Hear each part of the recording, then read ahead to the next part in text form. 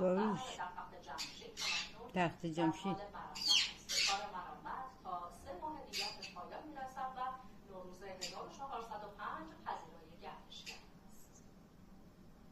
کتیبه داریوش بزرگ در تخت جمشید.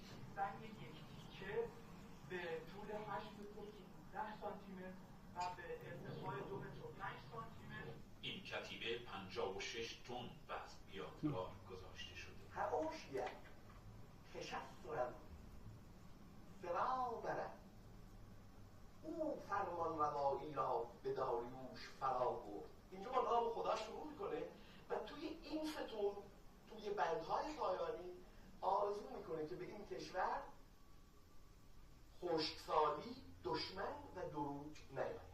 کتیبه داریوش به احترام ملل مختلف به 3 زبان رایج دنیای باستان و در 4 قاب حکاکی. 4 کوکم پارا بعد 1 کوکی میشه سکوکی میشه 4 تا دستی میره بالا. به زبان بابلی یا اکدی نوشته شده. باد و باران و گذر زمان مهمترین کتیبه تخت این جمشید بافتن رو میشه در موقع معرض این بافتن. آسیب جدی قرار داده. این یکی از بخش‌هایی است که چند قطعه در حال ریزش بود.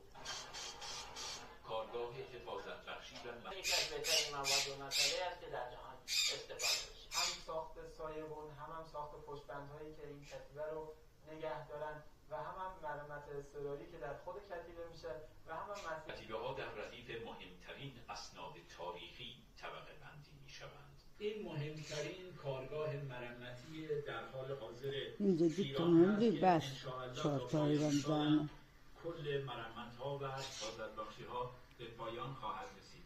محمد اکبر است، خبرگزاری صدا و سیما. اتک بافتی یک زن